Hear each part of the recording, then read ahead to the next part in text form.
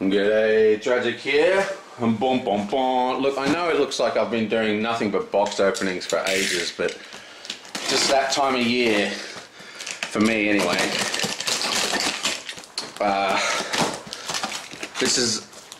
There's two more after this, and that's it till next year this time again, so see how it goes. I always say that though, last package, but oh no, there's always more. Yes, I'm addicted. I am an addict. I buy lots of stuff. Now this is one I've been looking forward to for a long time. Firstly, we have, boom, Reluctant Enemies, which is very cool game. It's MMP. It's a war game. It's like one of the, you know, with its kind of map and the little tokens. Now what's interesting about this is that it's an OCS game. Now OCS, if you don't know, is a type of war game system, the same way Andean Abyss is a coin system for counterinsurgency. This is quite cool.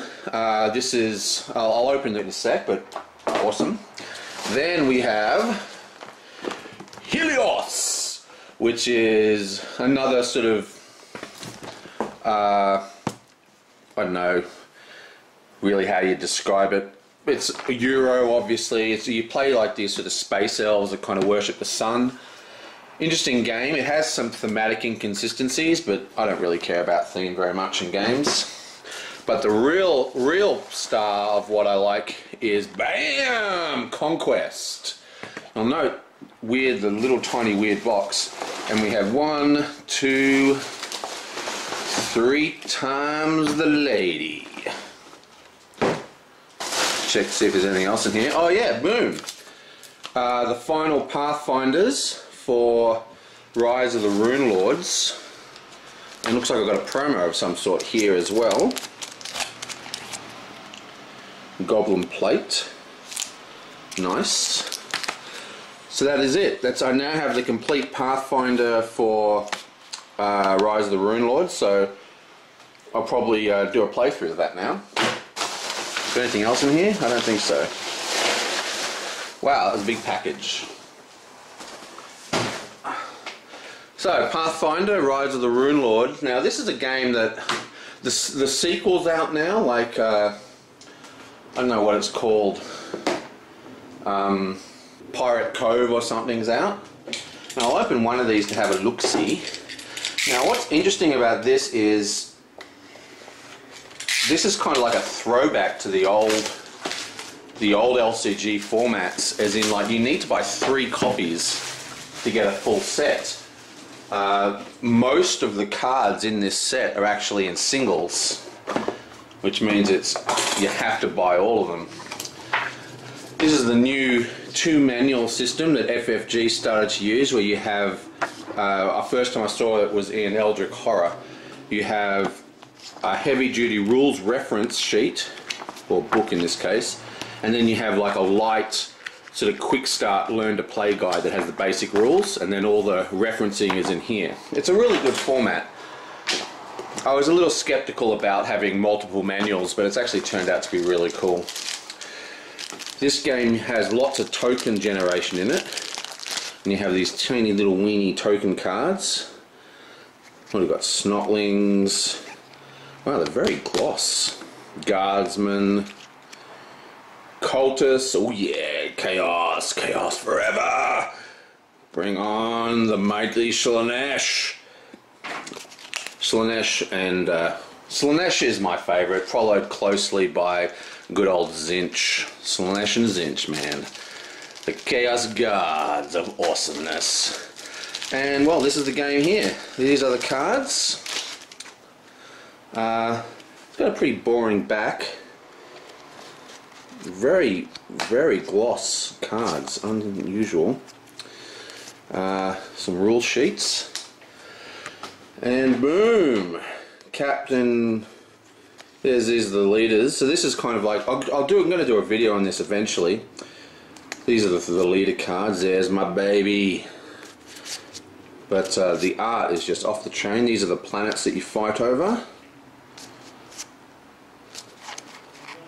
Awesome. So that's only one copy of the card. So you've got to get 3 copies of the set.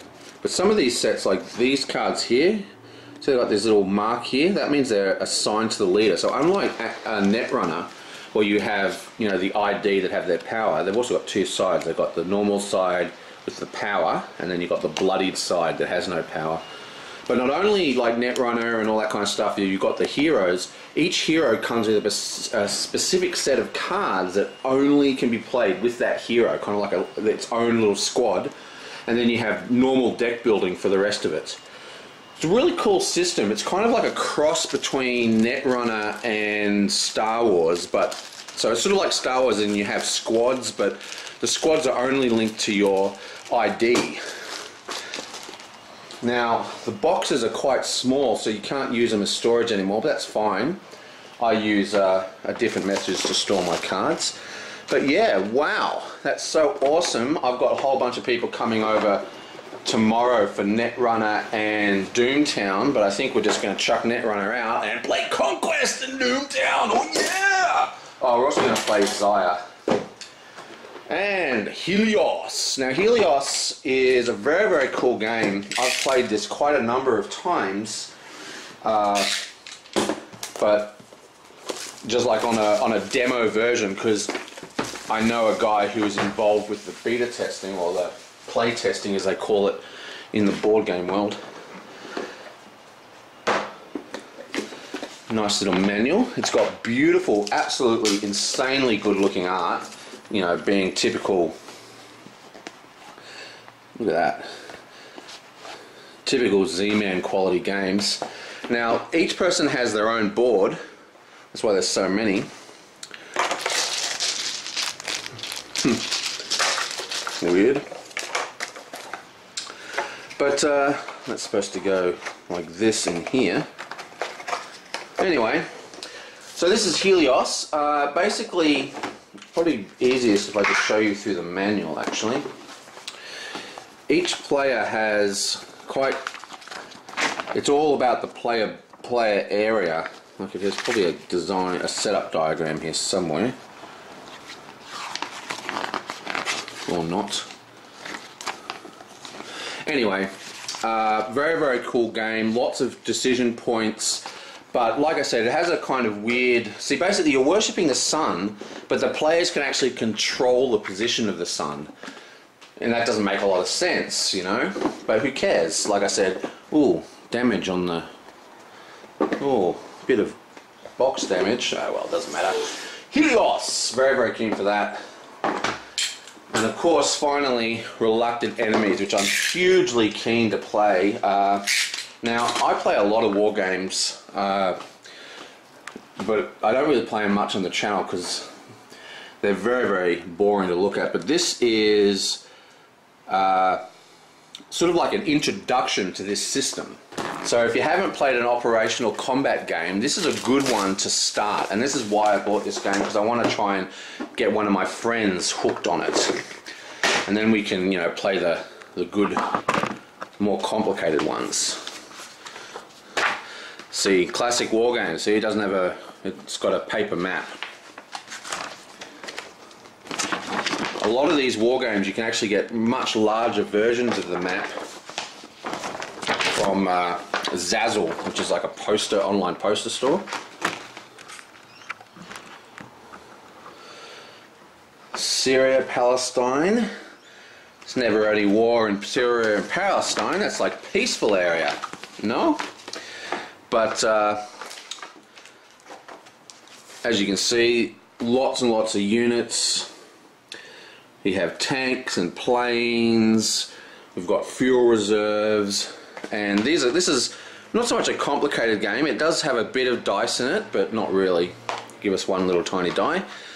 But as you can see, manuals and manuals and manuals, because war games, like the Dice Tower did this thing recently about war games, and I really think war games are beyond a genre.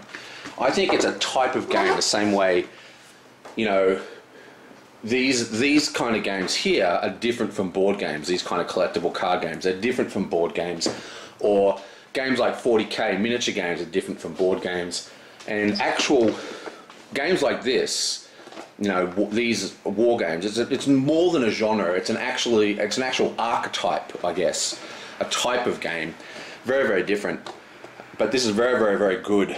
Very, very good game. And I'm hanging to play it, especially because it's like an introductory to that system.